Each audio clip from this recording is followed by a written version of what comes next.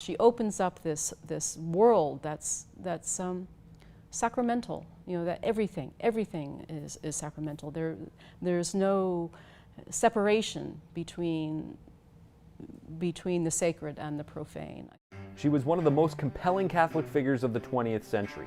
Dorothy Day, activist, pacifist, tireless advocate for the poor. Known for co-founding the Catholic Worker in New York, Dorothy's charismatic message would quickly reach across the globe. Now, her cause for canonization opened, Kate Hennessy, her youngest grandchild, has made a remarkable contribution to the story. An unprecedented and intimate look at Dorothy Day, The World Will Be Saved by Beauty, today on Subject Matters.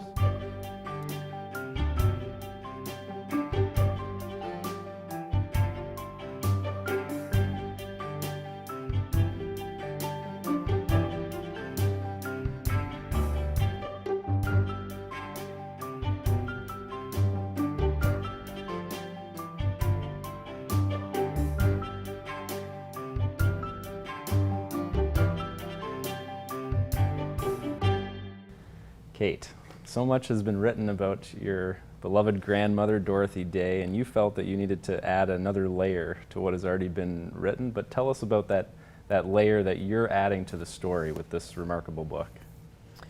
I think there's more than one layer. Certainly what I wanted to do was tell the story of my grandmother as a mother and as a grandmother. I think that that we were in danger of losing that element of her in this whole process of, you know, she's well known. She's becoming more and more well known. She's in the process of being examined for canonization.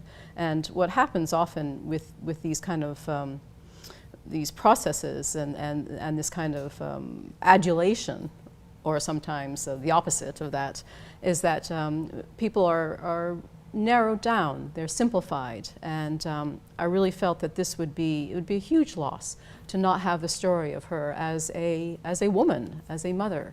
And also I wanted to tell the story of my mother, because she was an essential part of this. My grandmother converted to Catholicism after the birth of my mother. I mean, it was that birth that really changed her, that focused her, that made her decide to commit on this path. In the early 90s, your mom handed you a stack of folders with a whole bunch of letters in them, letters that your grandmother had written to your grandfather, Forrester. And how did that, when you first looked at those letters, because I think they hadn't been read for some years before that, but when your first encounter with those letters, what came out, and how did that add to this whole unfolding story? Well, it's interesting. The first time my mother handed me those letters, as you said, it was in the early 90s. She had found them in her father's apartment after his death in 1984, and just held on to them. And then she just started kind of slowly handing them out. And when she gave them to me, I actually couldn't read them, because I felt like I was peering into an intimacy that wasn't mine to look at. So I kind of just said, no, Mom, I can't read these. And then she just kept talking about them. And I started to realize that there was something so important to her in these letters that if I wanted to understand her, I'd better sit down and read them. And when I finally did, it was so much made sense to me, just how, I mean, it was hard for the three of them. When my grandmother started the Catholic Worker, when she became Catholic, when she wanted to marry Foster, my grandfather, and these things created tension between the two of them. It was a terribly painful experience for the three of them. And so I think my mother just felt this sense of healing, to be able to see her mother as she remembered her as a young child, you know, just this very passionate, very funny, very acerbic woman. You mentioned that so much of the book is about this relationship between your grandmother and your mother, and it really is profound. And going back to when your mother was first a kid, it wasn't easy for her, was it, to be the daughter of Dorothy Day? No, it was not easy. She was 8 years old when the Catholic Worker started. 7 to 8, and almost immediately, my grandmother became quite well known. was the nuns actually that really, noticed her and started inviting her to speak. And so she became quite, it took off like wildfire.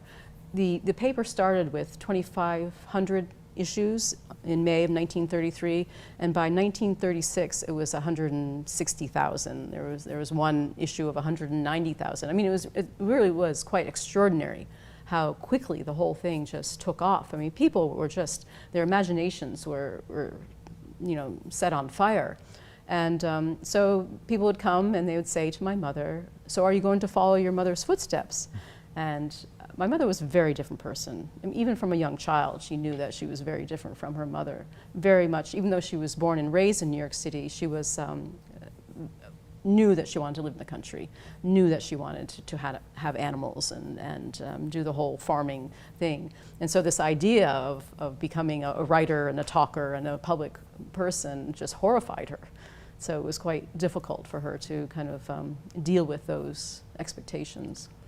The Catholic Worker, as you mentioned, really took off, and a lot of people know it now. They recognize it as an incredible movement of the 20th century. A lot of people have their various ways of thinking about it, but when you go back to when Dorothy and Peter Morin actually began it in 1933, what did they envision when they launched this project? I don't think they envisioned what happened. Certainly what my grandmother thought and latched onto was a newspaper. She was a journalist. She'd been writing in journalism since she was 18. She knew how to make up a paper. She was quite experienced in all these things. And so when she met Peter Morin, who was the one who introduced her to the social teachings of the Catholic Church, before then she didn't know of these things. And when they got together, he said, let's publish something. She heard, let's publish a newspaper in which she would do all the writing. And basically what he was saying is, publish my writings. And so there was a little bit of a difference in the beginning, but that's all they thought. That's all they thought they were doing, is they were just bringing information to people, saying that the church has a program of social action.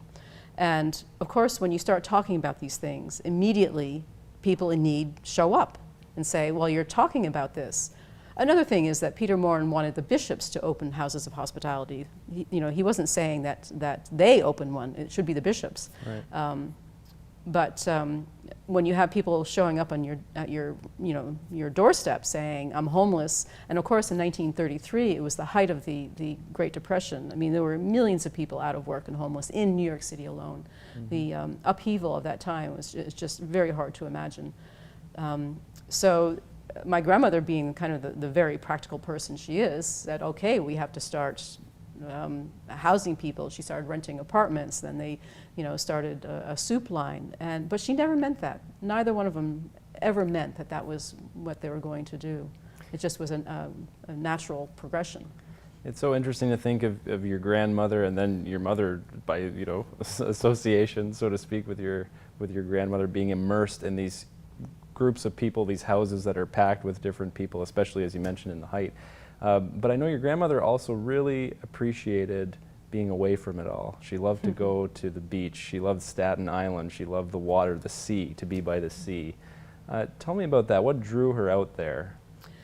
I think she received her spiritual sustenance from the water, from the sea. Staten Island was where she joined the Catholic Church, is where she experienced her conversion. She had this wonderful little cottage right on the sea. And Staten Island is not one of your most beautiful places. It really is pretty basic, but there is beach and there's ocean. And with that, I think that she always felt, because of that beginning, she always felt that water was quite sacred. All water was sacred, even the abused water around Staten Island. And she certainly, it was hard work living at the Catholic Worker for 50 years, or how many years she was living at it. It was noisy, it was dirty, it was crowded. It was a lot of people who would lose their minds. It was hard, and so she had to flee. And she said, whenever things get difficult, it's best to flee. Whenever she would get too cranky and ill-tempered, she would flee to the beach. It was essential for her, I think, to keep her strength up, to keep going, to endure. We have to take a short break, but when we come back, we'll look at Dorothy Day's faith, how it influenced her life and her work, and how it impacted her family. Don't go anywhere. Kate Hennessy is a writer and the youngest of Dorothy Day's 9 grandchildren. She attended New York University and the School for International Training in Vermont. She has traveled and worked around the world, including in the former USSR, in Guatemala, and in India. With photographer Vivian Cherry, she wrote Dorothy Day and the Catholic Worker, The Miracle of Our Continuance, and her writing has appeared in Best American Travel Writing. Kate lives in Vermont with her husband. I could feel my grandmother over my shoulder as I write. How she hated it when people wrote about her, especially those early years. What do you know of me, I hear her asking me. How many people have looked at her life, including herself, searching for the earliest signs and elusive elements of religious impulse, searching for that exact moment of conversion. I can see no separation, no tears in the fabric in any aspect of her life. It is all of one piece. We're back with Kate Hennessy discussing her book, Dorothy Day, The World Will Be Saved by Beauty, an intimate portrait of my grandmother. And Kate, I want to go back to the early years in New York when Dorothy was a part of this anti-establishment group of youth. There were socialists and anarchists, but they were poor, they were grungy, they went bar hopping, they were night crawlers. It was a really interesting time. So Dorothy had, was a bit wild in her youth, you could say, but there was something really unique about her, and that was this religious strain that she had, that even though she wasn't raised as a believer, she had a strong connection to the church. Tell me a little bit about that, where that came from. Yes, her parents were not religious, though they did give her some religious sensibilities. I think it was her mother, my great-grandmother, who would say to her, "God wills that all men be saved." And that was something that my grandmother, remembered and repeated all through her life. And her father, she used to say that her father would go around with a Bible under his arm, though she couldn't quite figure out why he was doing that. But so it's hard to say that there was no religion, but certainly they weren't church-going people. I think what happened, as far as we can tell anyway, what happened is that when she was 9 years old in 1906, the family was living in San Francisco, and the San Francisco earthquake happened, which was a tremendous disaster. And I think she kind of, two things happened then. One is she had this deep awareness of God at that time. And then another thing that happened is that how everyone came together to help each other. That she was really quite impressed by when you have such a disaster, people turn into something else. They become good, they become generous. So those two things were quite influential on her. But she always, as you say, she had this religious strain. There was several funny stories. One is that a very good friend of hers, many of her friends were members of the Communist Party, and a very good friend of hers said that Dorothy will never be a good communist. She's far too religious. So, people knew this early on. Also, she was known for cornering people at parties to talk about God. So, and these are, as you say, these were people they were radicals, they were bohemians, they were interested in breaking free of the old ways, and that included religion. But, they accepted her. They accepted that difference. Her very good friend, Mike Gold, who was a lifelong communist, recognized her religious impulses in the very, very beginning, because she would invite people that were sleeping on benches to, come into the bars to have a, warm drink or, a place to sleep that night. So, these people were watching her and I think not quite understanding her, but certainly sometimes understanding her. Mike Gold did actually understand her religious leanings because he came from an Orthodox Jewish family. So, there was this kind of tension, but not really as much as we like to think. And I think that's another element of her genius, is that she could do anything and say anything, and people just accepted it, just really supported her, never questioned what she was doing.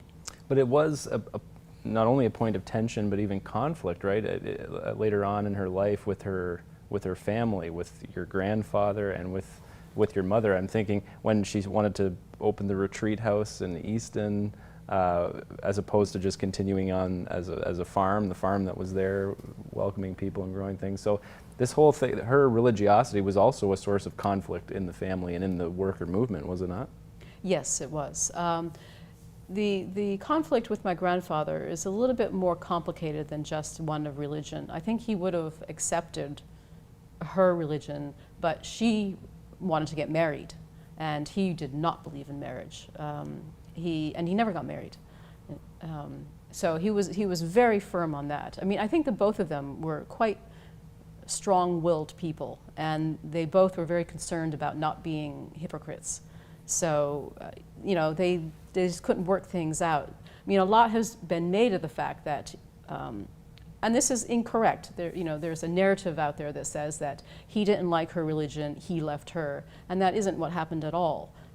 He just wouldn't marry her, and she ended the relationship several times. Mm-hmm. It takes a while to end these kind of things.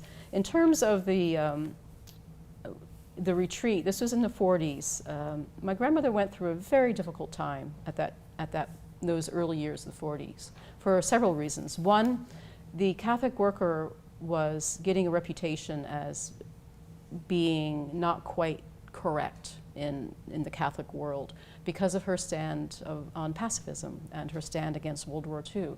It really created a lot of division within the worker and in the greater Catholic community. And I think she felt attacked. She was attacked by many levels. And at that time, she met Father John Hugo, who was who led these retreats that were very strict. Silence and 6 days of silence, though my mother didn't mind that at all as a teenager. But it was this idea that you give up everything. Anything that's good in your life, you give up. And my mother was just becoming a teenager. She was just beginning to learn what she liked in the world. She was just beginning to talk with her mother about all the things that, that her mother loved: literature, art, music. I mean, my grandmother loved all of these things all her life. She had great appreciation of these things. And then suddenly it was cut. And it was what my mother called, it was a very severe and pious stage of my grandmother's life. And that created problems also within the group of the Catholic workers, because they felt this was too harsh, this was too strict, that people who are coming to the worker in need did not need this strictness, that they needed something that was much more compassionate. But they all just kind of waited for my grandmother to kind of move through this period, understanding that she needed it to kind of support her in this very, very difficult time. As always, we have a guest reviewer of the show. Carol Lee Flinders is a writer and scholar, and here's her take on Kate's book on her grandmother. Carol. So I've known that this lovely book was in the works for several years now, and I couldn't wait to read it. But I have to say my wildest hopes for it were completely exceeded. Kate Hennessy writes with a level of grace and assurance that are just astonishing.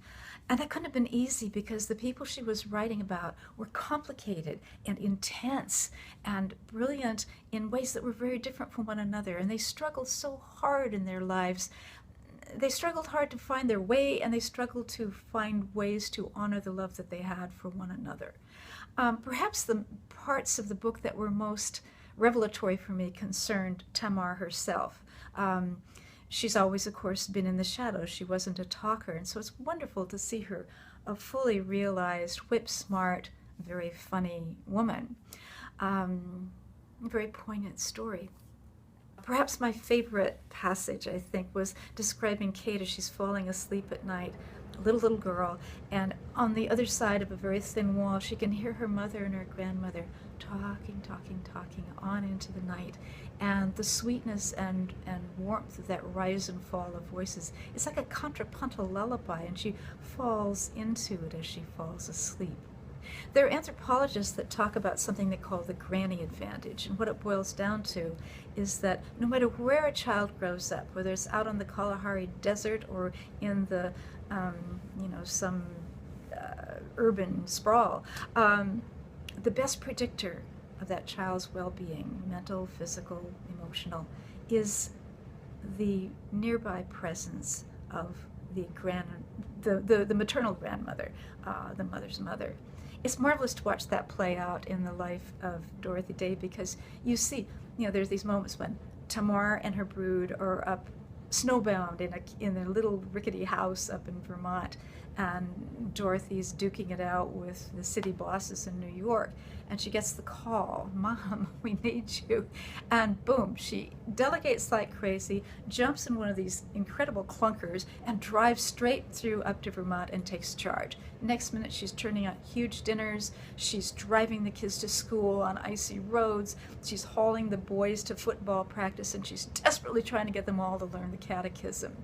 I did come away with one question, and I'll pose it now. You were the ninth of these children, and it fell to you one way or another to write this story. I'm wondering when you knew that you were going to be the person to write it up, and what kind of response and help and encouragement might you have gotten from your siblings? Thanks so much for writing the book, Kate. Okay, thank you very much, Carol. Well, Kate, how did this enormous task fall to you, the youngest of the grandchildren, and how have your siblings responded and encouraged you in the process? Well, I think, first of all, I'm the only one foolish enough to take this on. It is an enormous task. I mean, it took me 7 years to write this book, and it was very painful to write. It's not an easy story. There's a lot of sadness in it. There's a lot of wounds, certainly familial wounds. But I think why I took it on is that, well, for one, my mother and I spent years talking about her mother. So we really had built up this relationship over this that I think my other siblings didn't do so much. Also, I think, well, I'm the only writer in the family. I mean, some of my siblings do some writing, but I'm the only one kind of insistent enough to keep doing it. And then I was just driven by the need to do it, that, if I didn't write it, I wanted my mother to write it, actually, and I kept kind of bringing it up when she was alive. You have to write this story. You have to write this story. And she just said, no, I can't write this story. And I think she felt that it was impossible to write. It was just too complex, too paradoxical, too difficult. And also, she was always disappointed with how other people wrote about her mother and the Catholic worker. It just never seemed to grasp the elemental, the essential nature of the story. I mean, she loved the Catholic worker. She loved her mother. This whole history, it was her history. So I think she kind of had lost hope that anyone could write it.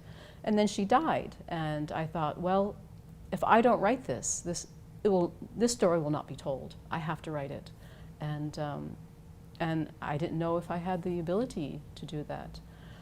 In terms of my siblings' support, they have been fabulous. I mean, they were supportive from the get-go when I said I'm doing this. It was very important for me to have their approval. So they were my first readers, and I gave them the option to, take anything out that they didn't feel comfortable with. But they accepted it as it was. It was extraordinary. Well, it is a very beautiful book. We'll take one more quick break, but then we'll be back with some concluding remarks from Kate Hennessy. Dorothy Day, The World Will Be Saved by Beauty is published by Scribner, an imprint of Simon & Schuster, and is available for purchase at simonandschusterpublishing.com/Scribner and at Ben McNally Books in Toronto.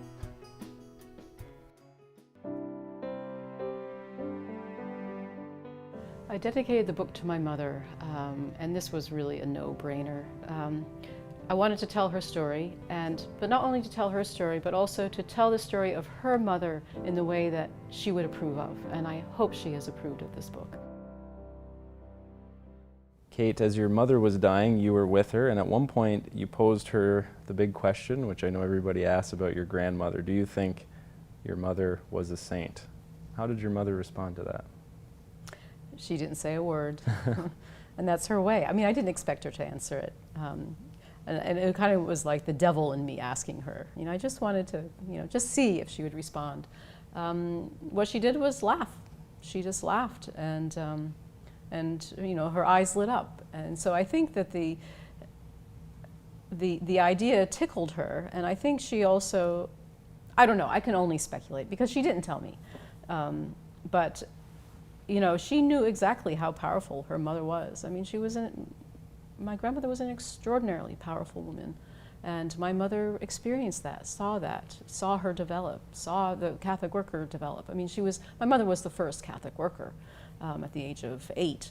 And really just saw this whole history unfold, and so knew exactly the miracles that my grandmother has performed, you know, just by this extraordinary movement, the Catholic worker movement, and how much they have done, how much work that they have performed, the works of mercy. So I think, you know, in my mother's mind, there's no doubt that something extraordinary is here, but she would never ever say one way or the other, yes she is, or no she wasn't. Do you believe that she is a saint? Yes, I do believe she is a saint. What do you believe about holiness, or how has it changed your perception of holiness, knowing that someone who is saintly is a part of your family and this close to your family? It's an interesting question. I think I had to learn that someone in your family could be holy. I mean, I think it's kind of, we tend, certainly when I was growing up, in the culture I was growing up, there's kind of a tendency to denigrate, you know, to say, oh, you know, to say, you know, your grandmother's a saint is not a compliment, you know, and so I think I kind of picked that up, that you can't find holiness in your own family. That doesn't make any sense. But then I actually, over a period, it was actually India that kind of brought home that, yes, there is holiness in your family, on your doorstep. I mean, certainly Hinduism believes that. And that kind of opened this up. Well, why not? And then I think why I believe she's a saint, and this is very hard to articulate because this is mystery. You know, we don't understand everything. We don't understand why are people the way they are, really? Why grace comes into our lives? I mean, this is all a mystery. But for me, there's just this. She has been able to kind of open up. She opens up this world that's sacramental. You know, that everything is sacramental. There's no separation between the sacred and the profane. I think that you know, there's this switch of perception that somehow all geniuses or artists, or you know, that they lead us into this switch of perception, and she does that in so many ways. Okay, thank you very much for writing this book, because it really, really is beautiful, very moving testament to your grandmother, and the story lives on obviously in your family, but now we can all share in it, so thank you. Thank you. The book is Dorothy Day, The World Will Be Saved by Beauty, an intimate portrait of my grandmother by Kate Hennessy. You can get it right here at Ben McNally Books in Toronto, or online from Scribner, an imprint of Simon & Schuster. Kate is also co-author of Dorothy Day and the Catholic Worker, The Miracle of Our Continuance. And if you'd like to learn more about the Catholic Worker, you can visit their website, catholicworker.org. I want to thank our guest reviewer, Carol Lee Flinders. Carol is a writer and scholar, and the author of Enduring Grace, Living Portraits of 7 Women Mystics, and Enduring Lives, Living Portraits of Women and Faith in Action. And remember, if you'd like to see my video review of Dorothy Day, The World Will Be Saved by Beauty, visit our website, saltandlighttv.org/subjectmatters, and click on the episode page with Kate. That's all the time we have for today, but we'll see you again soon. Take care.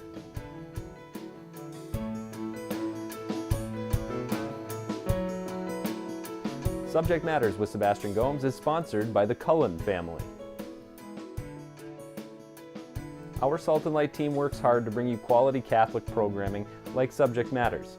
Please consider supporting our mission by making a donation today. Thank you for your generosity, and remember, our hope begins with you.